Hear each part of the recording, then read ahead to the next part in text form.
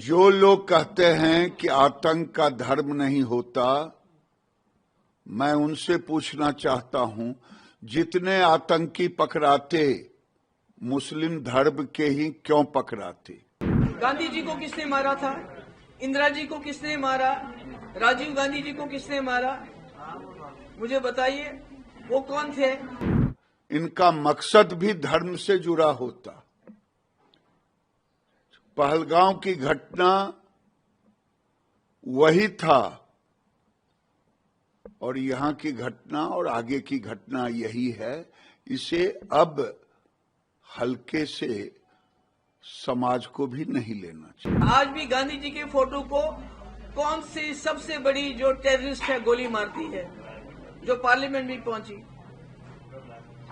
ये गिरिराज जी को मेरी तरफ से उससे जब सब जवाब देंगे वो कौन था, उनका नाम क्या था, उसके बाद वो बात करेंगे। जो लोग कहते हैं कि आतंक का धर्म नहीं होता, मैं उनसे पूछना चाहता हूं, जितने आतंकी पकड़ाते मुस्लिम धर्म के ही क्यों पकड़ाते?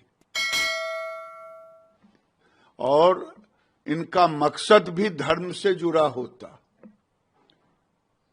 पहलगांव की घटना वही था और यहां की घटना और आगे की घटना यही है। इसे अब हल्के से समाज को भी नहीं लेना चाहिए। गांधी जी को किसने मारा था? एक मिनट, गांधी जी को किसने मारा था? इंदिरा जी को किसने मारा? राजीव गांधी जी को किसने मारा? मुझे बताइए, वो कौन थे? और आज भी गांधी जी के फोटो को कौन सी सबसे बड़ी जो टेररिस्ट है गोली मारती है, जो पार्लियामेंट में पहुंची? ये गिरिराज जी को मेरी तरफ से उससे जब सब जवाब देंगे वो कौन था, उनका नाम क्या था, उसके बाद वो बात करेंगे।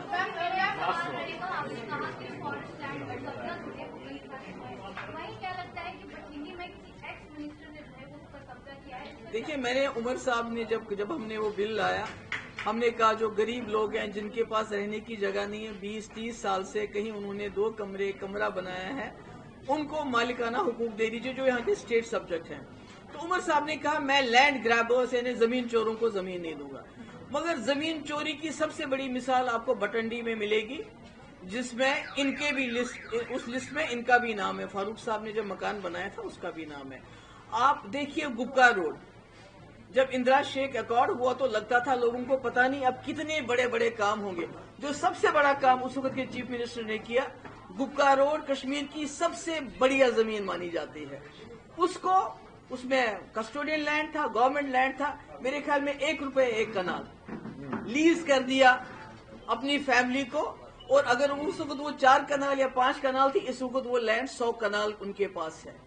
तो आप बताइए लैंड ग्रैबर कौन है सबसे बड़ा? एक सवाल करना चाहूंगा। जिस तरह आप सभी रीजनल पार्टी चाहे वो जम्मू कश्मीर की हो या कश्मीर की हो, आप सब जो है वो केंद्र सरकार की नीतियों पर हमेशा जो है सवाल खड़ा करते हैं।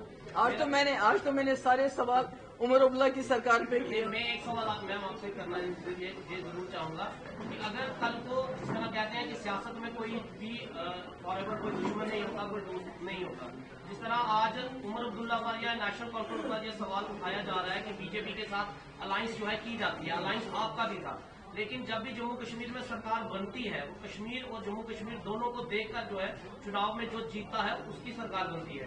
बिना कश्मीर के रीजनल पार्टीज के वोटिंग की विनिंग की वजह से जम्मू की सरकार नहीं बन सकती।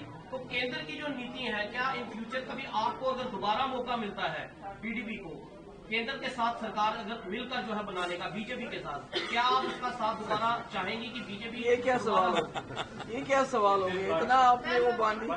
और मेरे ख्याल में कि अभी जो जम्मू कश्मीर के साथ जो बीजेपी ने किया, हमने बीजेपी से सरकार बनाई थी और हमने रोका उनको 3 साल 370 खत्म करने से।